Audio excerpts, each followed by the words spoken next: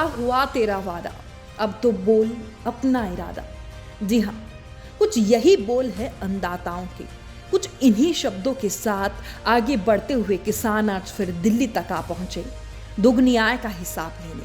किसानों ने खाना है, अब मूल्य पाना है, कौन हमारे दुखदाता, हत्ती करता दो।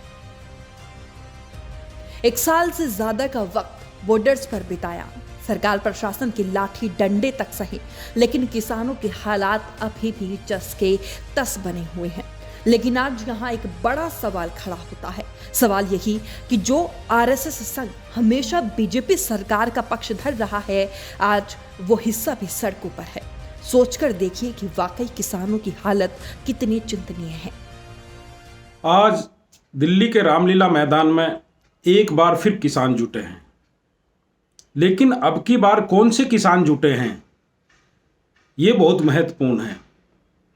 अब की बार वो संस्था, वो संगठन सड़कों पर है जो हमेशा सरकार के पक्ष में रहता था, आरएसएस का किसान संघ। आज दिल्ली की सड़कों पर लाखों लोग फसल का वाजिब दाम और एमएसपी की गारंटी के लिए सड़कों पर उतरे हैं।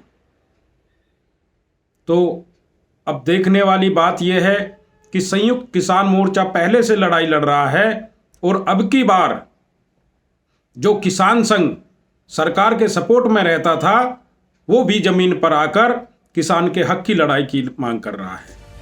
एक बार फिर से राजधानी दिल्ली में आज आरएसएस से जुड़ा भारतीय किसान संघ की ओर से गर्जना रैली निकाली जा रही है। रामलीला मैदान में हो रही इस रैली में भारतीय किसान संघ ने दावा कर कहा है कि देश भर से करीब 55,000 किसान एकजुट होंगे। भारतीय किसान संघ की इस रैली में किसानों की स्थिति में सुधार से लेकर कुछ मांगों का जिक्र किया जाएगा। भारतीय किसान संघ का कहना है कि फल, सब्जियां, अनाज, दूध आदि उपलब्ध कराने वाले किसान आज अपनी कृषि उपज का पर्याप्त मूल्य न मिलने से निराश है। इस कारण किसान आत्महत्या भी कर रहे हैं। भारतीय किसान संघ ने आज होने वाली रैली में जिन मांगों को रखा, वो भी हम आपको बताते हैं।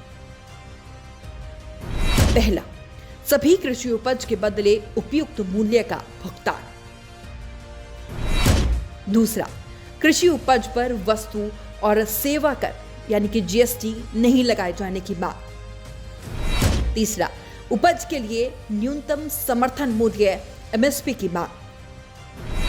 चौथा, किसान सम्मान निधि के तहत दी जाने वाली वित्तीय सहायता बढ़ाई जाए। पांचवा, अनुवांशिक रूप से संवर्धित जीएम सरसों के बीज को मंजूरी नहीं दी जाए। छठा, देश की आयात और निर्यात नीति लोगों के हित में होनी चाहिए। सातवीं मांग, किसान के ट्रैक्टर को 15 साल वाली नीति से बाहर रखने की मांग। वहीं जिस तरीके से किसानों का हुजूम दिल्ली की सड़कों से गुजर रहा है, उससे आम जनमानस को दिक्कत तो होगी ही, लेकिन शायद किसानों के दर्द से कम। लिहाजा उसके लिए भी दिल्ली ट्रैफिक पुलिस की ओर से एडवाइजरी जारी की गई है। ट्रैफिक पुलिस ने महाराजा Ranjit Singh Marg, Minto road, Ajmeri gate, Chamanlal Marg, Delhi gate, JLN मार्ग, पहाड़गंज चौक रास्तों से बचने की सलाह दी है। एडवाइजरी में अपनी गाड़ी की बजाय सार्वजनिक परिवहन, खासकर मेट्रो के इस्तेमाल करने की सलाह दी गई है। वहीं यहाँ सवाल कई खड़े होते हैं। साल दर साल सरकारें बदल जाती हैं, क्या सरकार के लिए किसान महज एक चुनावी मुद्दा बनकर रह जाएगा? लेकिन इस बार किसान भी अलर्ट हो गए हैं, सरकार के धर्मों की राजनीति से परे, क्योंकि किसानों का अपना एक अलग धर्म है, उसकी कोई जाति नहीं होती। अन्नदाता ने एक बार फिर से सरकार को चेतावनी दी है। अब देखना होगा कि सरकार का ध्यान परेशान किसानों पर कब तक पहुंच पाता है। बहरहाल इस पूरे मामले को लेकर आपकी क्या राय है, वो भी हमें कमेंट बॉक्स में जरूर बताइएगा। Bureau report, news 80 desk.